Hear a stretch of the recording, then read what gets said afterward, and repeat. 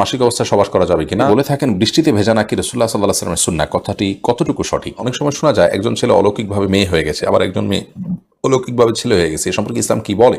খাওয়ার জিনিস যেমন ফল বা সবজি দিয়ে রূপচর্চা করা জায়েজ হবে কি? কেউ মরে গেলে আপনজনরা মাছ খেতে পারবেন, এটা কতটুকু সত্যি? সাজগোজ করে নামাজ পড়া কি জায়েজ? আমি অনেক সময় লিপস্টিক লাগিয়ে কোরআন শরীফে চুমু দেই, কোরআন শরীফ লিপস্টিকের দাগ লেগে যায়, এটার জন্য কি আমার গুনাহ হবে? মোবাইলে কোরআন তেলাওয়াত করলে কি সমান সওয়াব পাওয়া যাবে? কেউ কালো জাদু করে কোনো ব্যক্তির বিয়ে আটকে রাখলে তার করণীয় কি? অর্থাৎ সে কি কবিরাজের কাছে গিয়ে চিকিৎসা করতে পারবে? চলুন তাহলে আর বিলম্ব না করে আপনাদের করা প্রশ্নগুলোর উত্তর দেওয়া আমরা শুরু করি। আব্দুল্লাহ হিল কাফি আপনি লিখেছেন, অনেকে বলে থাকেন বৃষ্টিতে ভেজা নাকি রাসূলুল্লাহ সাল্লাল্লাহু আলাইহি ওয়াসাল্লামের সুন্নাহ। কথাটি কতটুকু সঠিক? আব্দুল্লাহ কাফি, বৃষ্টিতে ভেজা নবী করিম সাল্লাল্লাহু আলাইহি সাল্লামের সুন্নাহ, এটি সঠিক। নবী করিম সাল্লাল্লাহু আলাইহি সাল্লাম সাহাবীদের সহ একবার বৃষ্টিতে ভেজেছেন এবং তিনি খালি গা হয়ে বৃষ্টির পানি শরীরে লাগিয়েছেন। তখন সাহাবীরা জিজ্ঞাসা করেছিলেন, ইয়া রাসূলুল্লাহ আপনি এমনটি কেন করলেন? নবী সাল্লাল্লাহু আলাইহি ওয়াসাল্লাম তখন বলেছেন যে এটি আল্লাহ তাআলার বৃষ্টিতে এমনিতে আল্লাহ তাআলার রহমত। সাধারণ অবস্থায় ঝড় হলে বা জলোচ্ছ্বাসের পর্যায়ে গেলে সেটি আল্লাহর পক্ষ থেকে ফিতনা হতে পারে, পরীক্ষা হতে পারে, আযাব হতে পারে, অন্য আবার সেটা কোনো দিক থেকে অনুগ্রহ হতে পারে। তো বৃষ্টিটা এটা সাধারণভাবে এবং আপনার মৌলিকভাবে যেহেতু রহমত আল্লাহর পক্ষ থেকে, তিনি বলেছেন যে এটি সবই আল্লাহর তরফ থেকে নাজিল হলো, যার কারণে সেটি আমি শরীরে ধারণ করছি। এখান থেকেই পরিষ্কারভাবে বোঝা যায় বৃষ্টির পানি এটা শরীরে লাগানো সুন্নাহ। আরেকটি গুরুত্বপূর্ণ সুন্নাহ এক্ষেত্রে আছে, সেটি হলো যখন বৃষ্টি হয় ওই টাইমটাতে দোয়া কবুল হয়। তো বৃষ্টির পানি গায়ে লাগানো, পাশাপাশি এই টাইমে দোয়া করা, এটি সুন্নাহ। গায়ে লাগানো সুন্নাহ মানে এই নয় যে বৃষ্টি হলেই আমাকে নেমে যেতে হবে, বরং মাঝে মধ্যে বা কখনো এরকম করলেই সুন্নাহটা আদায় হবে ইনশাআল্লাহ তাআলা। তবে এর মানে এই নয় যে বৃষ্টিতে ভিজতে গিয়ে আমি অনেক বেশি সময় সেখানে থাকলাম এবং জ্বর সর্দির ঠান্ডার আশঙ্কা থাকলেও সেটি করলাম, ব্যাপারটা সেরকম নয়। আল্লাহ তাআলা এই সুন্নাহটি অনেকটা বিলুপ্ত হয়ে গেছে আমাদের সমাজ থেকে, সেটি আমাদেরকে পুনরায় জীবিত করার তৌফিক দান করুন। এরপরে জিলান মাহমুদ ওহি আপনি লিখেছেন, অনেক সময় শোনা যায় একজন ছেলে অলৌকিকভাবে মেয়ে হয়ে গেছে, আবার একজন মেয়ে অলৌকিকভাবে ছেলে হয়ে গেছে। এ সম্পর্কে ইসলাম কি বলে? এটা পরিবর্তন হতে পারে, শরীয়তে কোথাও এরকম কোনো কিছু হওয়াটা অসম্ভব বলে বলা হয়নি। অতএব স্বাস্থ্যগত কোনো কারণে, বৈজ্ঞানিক কোনো ব্যাখ্যা, মেডিকেল সায়েন্সের কোনো ব্যাখ্যা থাকতে পারে বা অন্য কোনো ব্যাখ্যা থাকতে পারে, এটা অসম্ভব নয়। তবে এটাকে নিয়ে আবার আমরা বিভিন্ন সময় মন্তব্য করি, এটাকে আপনার হয়তো বিষয়টা আপনার জেনেটিক কোনো সমস্যার ব্যাপার, সেটাকে আমরা ইসলামিক বিভিন্ন ব্যাখ্যা দিয়ে দাঁড় করাই, যেটা কোনো হাদিস থেকে আমরা স্পষ্ট জানতে পারি না। তো এরকমটি করা আমাদের অনুচিত এই সমস্ত ক্ষেত্রে, বাকি এটা অসম্ভব নয়। এমডি আরিফ আপনি লিখেছেন, কেউ মরে গেলে আপনজনরা মাছ খেতে পারবেন, এটা কতটুকু সত্য? নিছকই এটা কুসংস্কার, এর সাথে ইসলামী শরিয়ার কোনো সম্পর্ক নেই, নিছকই ভিত্তিহীন একটি উক্তি এবং মন্তব্য। মোহাম্মদ রমজান আলী সজীব আপনি লিখেছেন, কেউ কালো জাদু করে কোনো ব্যক্তির বিয়ে আটকে রাখলে তার করণীয় কি? অর্থাৎ সে কি কবিরাজের কাছে গিয়ে চিকিৎসা করতে পারবে? যদি কেউ ব্ল্যাক ম্যাজিক করে বিয়ে আটকে রাখে, এটা হতে পারে, তাহলে সেক্ষেত্রে তিনি শরিয়াভিত্তিক রুকিয়া বা ঝাড়ফুঁক করবেন। আমাদের দেশে প্রচলিত কবিরাজ বলতে যাদেরকে বোঝানো হয়, তাদের কাছে গেলে বেশিরভাগ ক্ষেত্রে মানুষ এমন সব পরিস্থিতির মধ্যে পড়ে যেগুলো তার ইমানকে হরণ করে দিতে পারে, তাকে বিভ্রান্তির দিকে নিয়ে যেতে পারে। সেখানে আপনার আবার কালো জাদুর বিপরীতে কালো জাদু করা হয় বা এরকম অনেক কাজ করা হয় যেগুলো কুসংস্কারের জন্য, বিশ্বাস এবং শয়তানের আশ্রয়ের ক্ষেত্রে নেওয়া হয়, এগুলো ইমান চলে যাওয়ার মতো বিষয় পর্যন্ত হতে পারে। আমাদের দেশে এটা একটা বড় ধরনের সমস্যা। আপনি শহরে, বন্দরে, রাস্তাঘাটে বিভিন্ন জায়গায় দেখবেন যে কামরূপ কামাখ্যা থেকে প্রশিক্ষণপ্রাপ্ত এটা সেটা বিভিন্ন জাদুকর, ম্যাজিশিয়ান তো না, জাদুকর আপনার যেটাকে ব্ল্যাক ম্যাজিশিয়ান বলা হয়,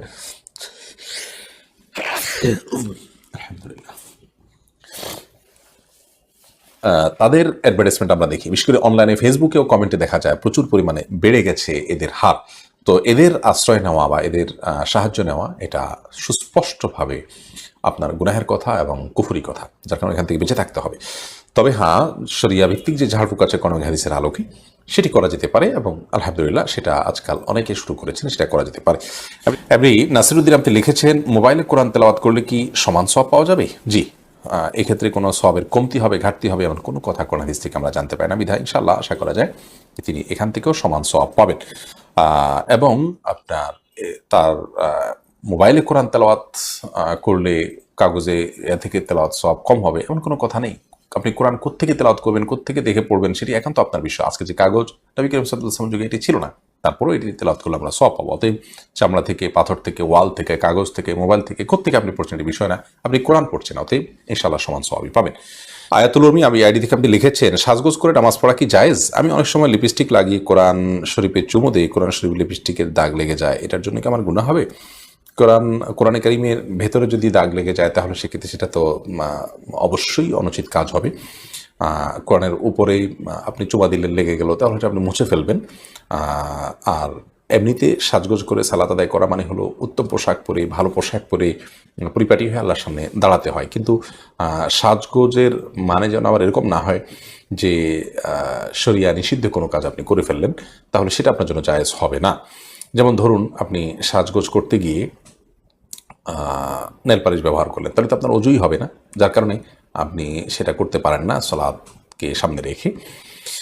তো এমনি সাধারণ পরিপাটি হয়ে আপনি আল্লাহর সামনে দাঁড়াবেন, সেটাই হলো নির্দেশিত। আল্লাহ বলেছেন, ইয়া বানি আদম খুযু যিনাতাকুম ইনদা কুল্লি মাসজিদ, হে আদম সন্তান, তোমরা প্রত্যেক সালাতের সময় তোমার উত্তম তোমরা শোভা গ্রহণ করো, শোভা বা সৌন্দর্য গ্রহণ করে মানে হলো ভালো পোশাক তোমরা পরিধান করো। সেই হিসাবে আপনি বৈধ সাজগোজ করে বা পরিপাটি হয়ে করতে পারেন। যদিও এখানে পরিপাটি হয়ে সুন্দরভাবে দাঁড়ানোর কথা বলা হয়েছে, সাজগোজটা এখানে মূল উদ্দেশ্য নয়। সাদিয়া ইসলাম আপনি লিখেছেন, খাওয়ার জিনিস যেমন ফল বা সবজি দিয়ে রূপচর্চা করা জায়েজ হবে কি? যদি এটাতে রূপচর্চার কোনো প্রকার আসে তাহলে করা যেতে পারে, এতে শরীরের কোনো নির্দেশ লঙ্ঘন হবে না ইনশাআল্লাহ।